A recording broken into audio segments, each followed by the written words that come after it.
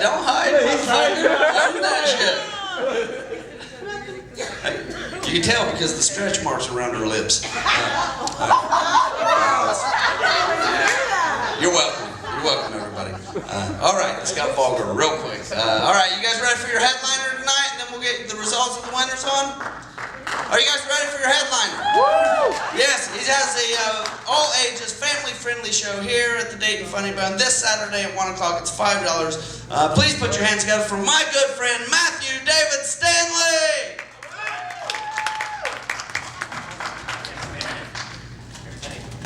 All right, keep it going for Jay and all the comics you've seen tonight. Woo! Yeah. Hang on, give me just a second here. Let's see here. And slide up. Okay, perfect. All right. How you guys doing tonight? You can do a little better than that. How you guys doing? Okay. Well, my name is Matthew David Stanley, and I perform comedy and magic. Yeah. Some of you look a little confused. Let me clarify what that means.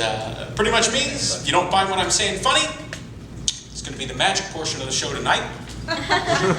Tell you a little backstory on me. The way I got started doing this, I actually got a magic kit for my 6th birthday. It was kind of a gag gift at the time for my parents, but let's face it, I'd say the joke's on them because I do this shit for a living now. So, oh man, this table over here kind of giving me a weird look. You're looking at me like you didn't realize that Wayne Newton and Chaz Bono had a kid together. To my knowledge, they have not. Well, what I'd like to show you guys for starters, is something that actually uses nothing more than this piece of rope. I do want to toss this out and have someone check it out. Can I toss this to you? Go ahead and tug on that. Make sure there aren't any trapdoors, strings, wires, spider snakes, just a piece of rope like you'd find in your bedroom at home. Alright, go ahead and just toss that up to me right here, please, on the count of 3.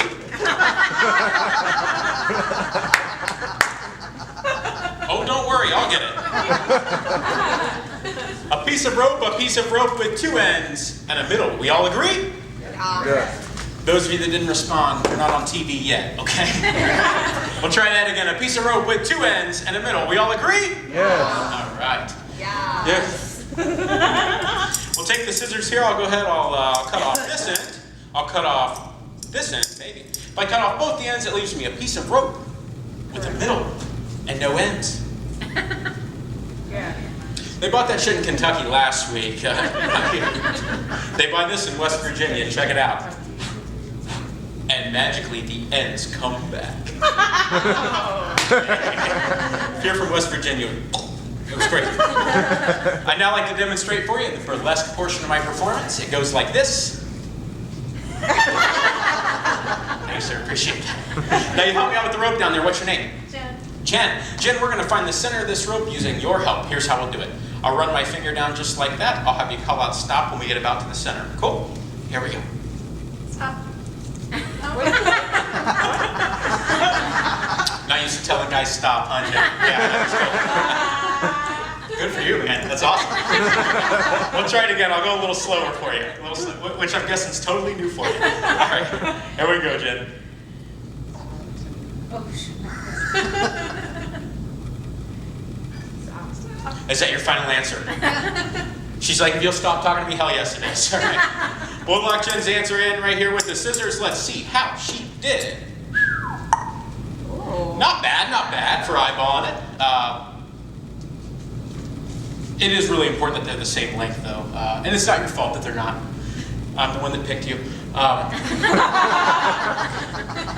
Probably a damn good thing you're not a rabbi, too, Jen. Yeah, that would really mess them up. It is important that they're the same length, and being a magician, I can fix it. Thanks for getting that. All right, anyway. We take it just like this. Make sure these ends up here are the same length. If they are, if we take this end right here, make it even with those. Take this end right here, make it even with those. If all 4 ends of the rope are even, that must mean we have 2 ropes of the same length. All right, not quite. Still work to be done here. We'll take that bottom one just like this. We'll twirl it around in a jump rope-like fashion, taking out all the slack. We take out all the slack. It leaves us 2 ropes of the same length. Not quite, okay. We'll actually untwist them like this. I'll show you we actually do have 2 ropes of the same length. Thank you very much. All right. Now I'll actually actually be the first to admit that does not always work.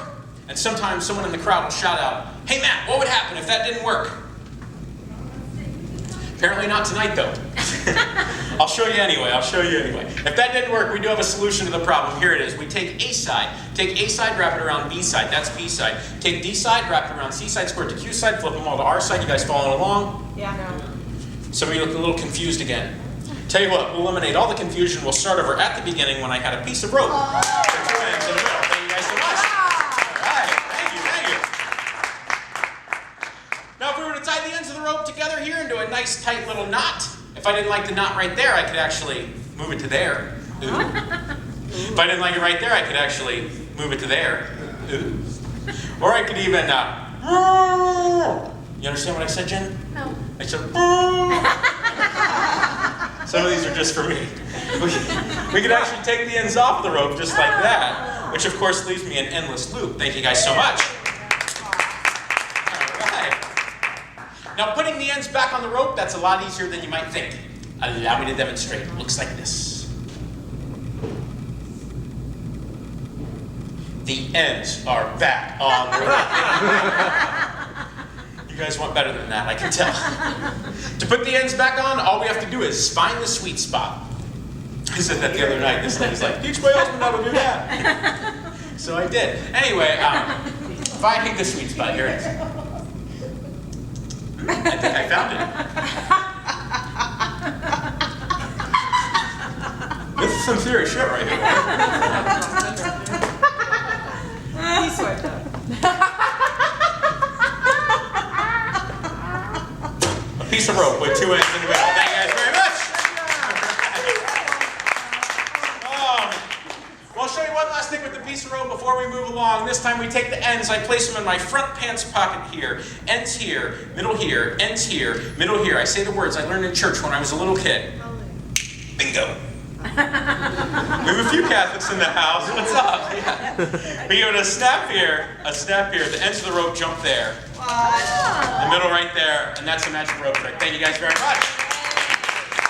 All right, thank you. Oh, man. Well, I did tell you about how I got started doing this with the Magic Kit, and that is a 100% true story. And when I was first starting out, I always wanted to be able to do the type of magic like I saw the magicians on TV doing. You know, like David Copperfield and David Blaine and all those dudes named David. Truth is, that stuff's really expensive. And after you screw up the sawing the lady in half trick and can't put her back together, they don't let you mess with that stuff anymore. My half-sister was pissed. Anyway, I decided to improvise. I came up with magic with things I had laying around the house. I'd like to show you something now I came up with when I was 6 years old. I hope you guys like it. I call this one The Mystery of the Grey Poupon. Oh. Everyone go, ooh. Very nice. We'll try it again. Here we go. All right, I'm going to try to get you. You guys are awesome. All right. Wednesday night, you're awesome. All right, we'll take it just like this. I place it down inside of the bag. I give it a snap, give it a wave. Believe it or not, the bottle of mustard disappears. Yeah. Prove it. Turn it upside That's down. not the hard part, though. No. The hard part is giving it that snap and the wave and making the mustard come back. Very nice. We'll try it again. We'll kick it up a notch. We'll place it in the bag and give it a snap, give it a wave. Believe it or not, the bottle of mustard actually transforms into a bottle of ketchup. I was 6. Not bad for 6. That's not the hard part, though. Giving it the snap and the wave and making the ketchup transform back into the mustard. All right. There was a guy a couple weeks ago, I was doing this, he was sitting right in the front here, and he thought he had it figured out. He thought it used 2 bottles. You guys wouldn't think that though, would you? No. Well, if you do, you'd be right. It does. It uses 2 bottles of mustard, and it doesn't even use any ketchup. Oh. Give yourselves a round of applause on that one. You guys are awesome.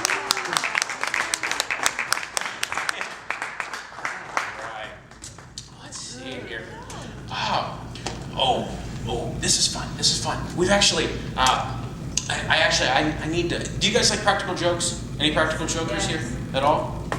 Yes? Yeah, I heard someone. Okay, this is fun. This is fun. All right, here we go. For this, all you need is a piece of plain white paper, just like that, okay? You're gonna take the plain white paper. You're gonna go ahead and take it and fold it in half. It doesn't have to be exact, just approximate.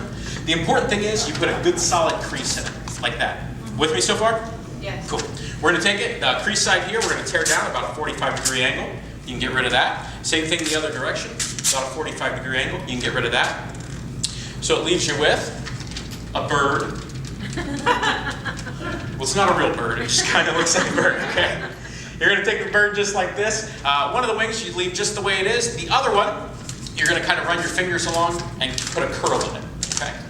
Cool? Now, the other thing you'll need for this is some kind of adhesive. I'm using a little double-sided tape here, but you can use poster putty, you can use wax, whatever. The important thing is you want something that's not going to leave a residue, okay? You're going to take your little piece of adhesive, you're going to stick it right there.